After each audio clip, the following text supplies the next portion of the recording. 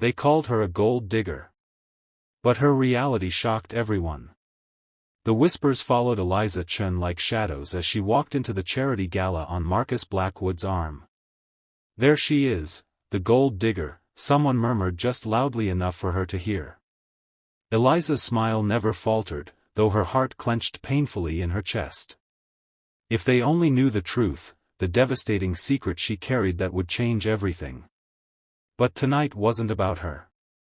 It was about the children's hospital, about the new wing that would save countless lives. Lives like the one she couldn't save 3 years ago. Hey everyone, thanks for clicking on today's story. If you're moved by what you're about to hear, please consider hitting that like button and subscribing to the channel for more stories that challenge our assumptions about others. Sometimes the people we judge most harshly are fighting battles we can't begin to imagine. Eliza Chen had never planned to fall in love with one of Boston's wealthiest bachelors. At 32, she had built a modest life for herself as a nurse at Massachusetts General Hospital, working primarily with pediatric cancer patients. Her apartment was small but cozy, her car reliable if not flashy, and her savings account respectable though not impressive. She found joy in the small things: a patient smile, a rare day off spent reading in the public garden, a cup of tea shared with her elderly neighbor Mrs. Patterson. Then came the night that changed everything. A 10-car pileup on the Mass Pike sent the emergency room into chaos. Eliza had been called in to help, despite pediatrics not being her usual department. The hospital needed all hands on deck. That's when they brought him in, Marcus Blackwood, unconscious and bleeding from a head wound, his expensive suit torn and stained. Eliza had recognized him immediately from the society pages and charity event coverage. Who in Boston didn't know the Blackwood name? Old money, real estate empire, philanthropic dynasty. But in that moment, he wasn't a billionaire. He was just another patient who needed her help. For 3 days, she checked on him during her shifts, changing his bandages and monitoring his vitals. When he finally opened his eyes, deep blue and disoriented, she was there. "Am I dead?" he'd asked, his voice hoarse. "Because you look like an angel." Eliza had laughed, a genuine sound that surprised even her. "Not dead, Mr. Blackwood. Just concussed and probably on too many pain medications." Their connection was immediate and unexpected. Marcus requested her as his nurse for the remainder of his stay, and when he was discharged, he asked for her number. Eliza hesitated. Men like Marcus Blackwood didn't date women like her, not seriously, anyway. "Just for coffee," he'd insisted. "To thank you properly for saving my life." One coffee turned into dinner. Dinner turned into weekend outings. And before Eliza could process what was happening, she found herself falling for a man whose world couldn't have been more different from her own. The whispers started almost immediately. Hospital staff who had once been friendly grew cold and distant. Nurse Nightingale found herself a golden ticket, she overheard one doctor say to another. On social media, comments appeared under photos of them together: "Gold digger alert. Wonder how long before she gets pregnant and secures that bag. What does he see in her besides an easy conquest?" Marcus seemed oblivious to it all, or perhaps he simply didn't care what others thought. He introduced her to his friends, took her to family dinners at his parents' Beacon Hill mansion, and brought her as his date to charity events where she felt painfully out of place in borrowed dresses and costume jewelry. "Don't let them get to you," he would whisper when he caught her shrinking under the scrutiny of Boston's elite.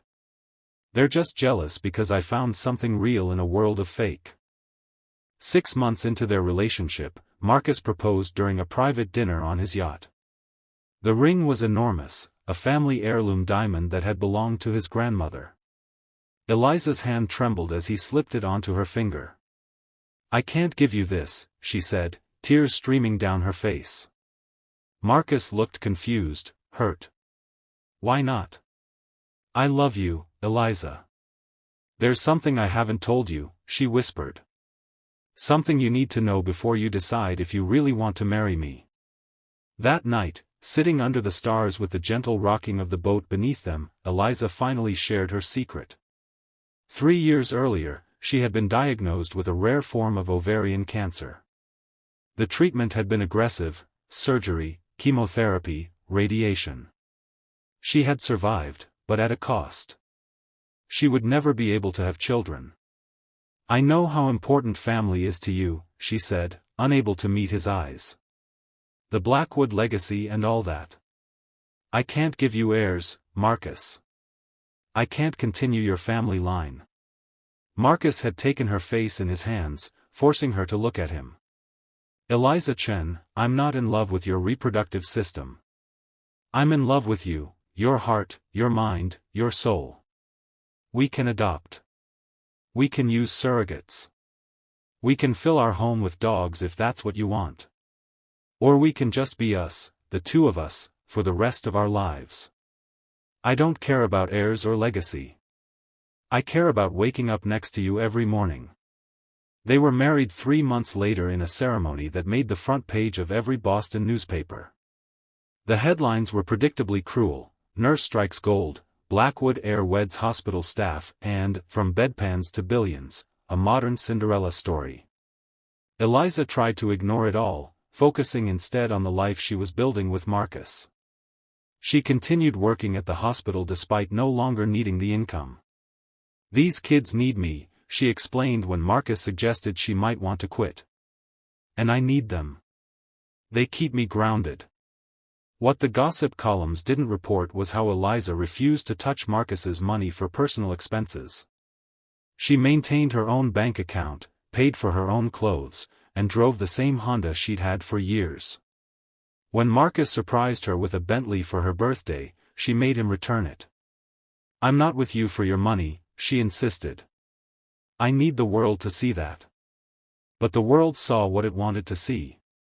At charity events, women would pointedly discuss their children in front of her, asking when she and Marcus planned to start a family. Online trolls created entire threads dedicated to speculating about her gold-digging techniques. Even some of Marcus's family remained cold, particularly his mother, who had hoped he would marry someone from their social circle. The breaking point came at a fundraiser for pediatric cancer research, a cause deeply personal to Eliza. She had organized much of the event herself, calling in favors from hospital colleagues and spending weeks securing donations and auction items.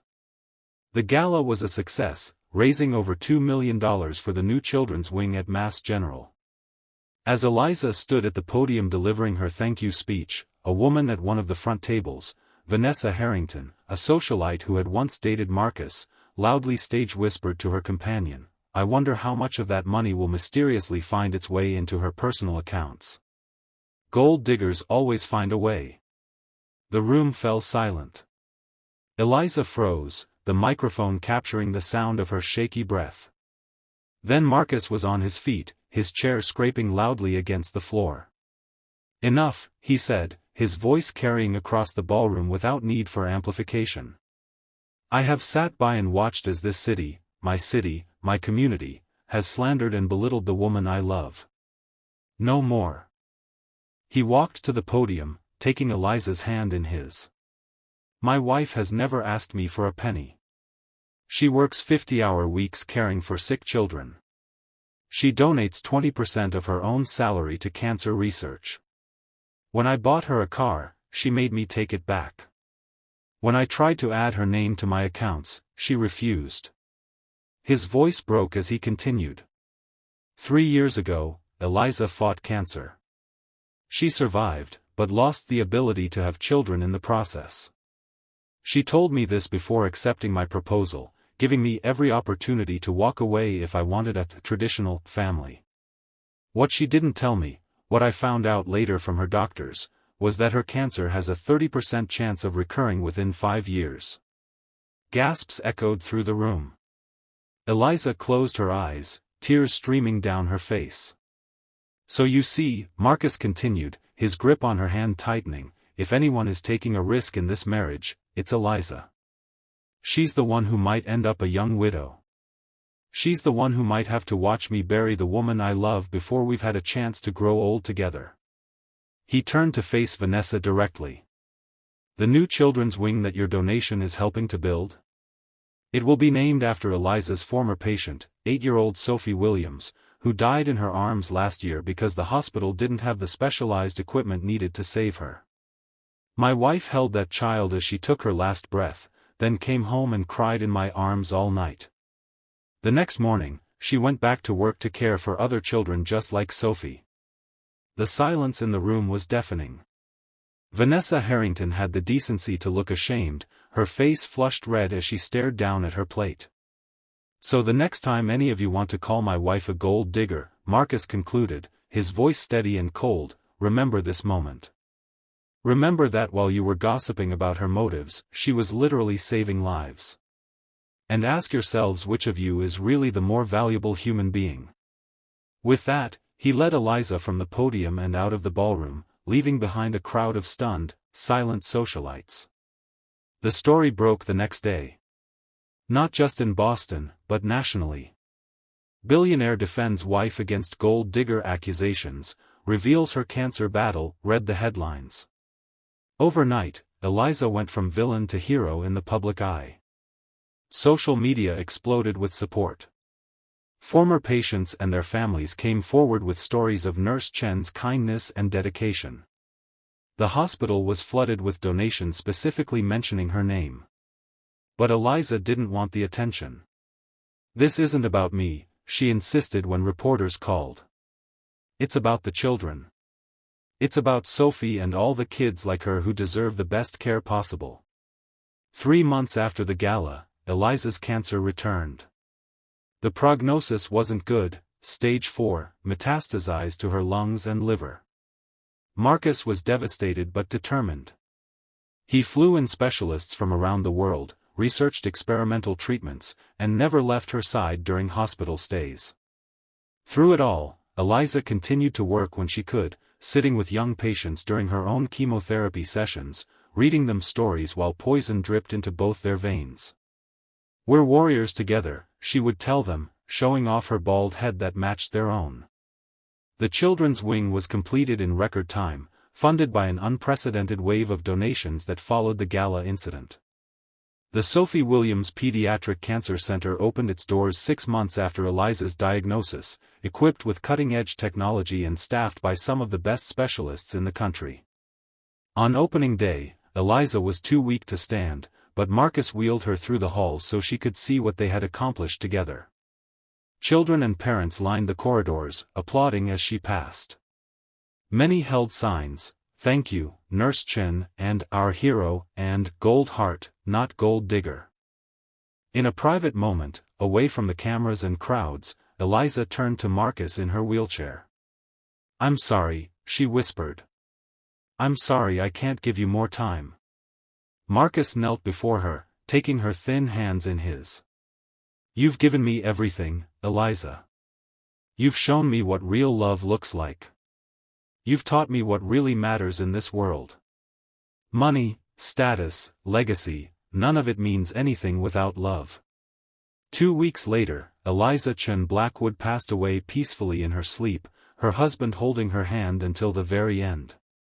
The funeral was attended by hundreds, hospital staff, patients and their families, and yes, even Boston's elite, many of whom came to pay genuine respects to a woman they had misjudged so terribly. In her will, Eliza left her modest personal savings, just under $50,000, to be divided equally among the pediatric cancer patients currently undergoing treatment at Mass General. She had never touched a penny of Marcus's fortune.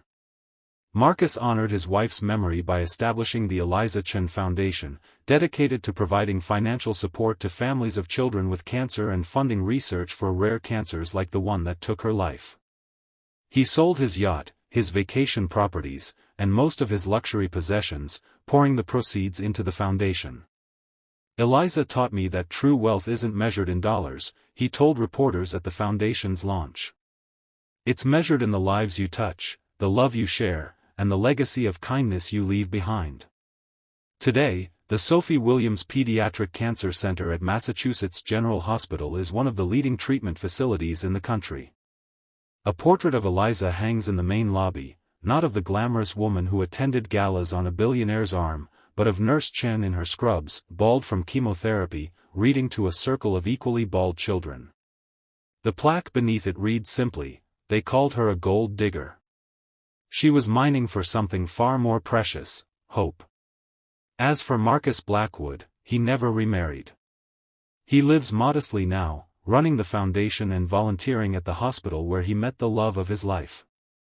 Sometimes, visitors spot him sitting alone in the garden outside the children's wing, a book in his hands, always poetry, Eliza's favorite, his eyes distant as if seeing something or someone the rest of us cannot. In a world quick to judge and slow to understand, Eliza and Marcus's story reminds us that appearances can be deceiving, that the labels we place on others often say more about us than them, and that true love transcends wealth, status, and even death itself.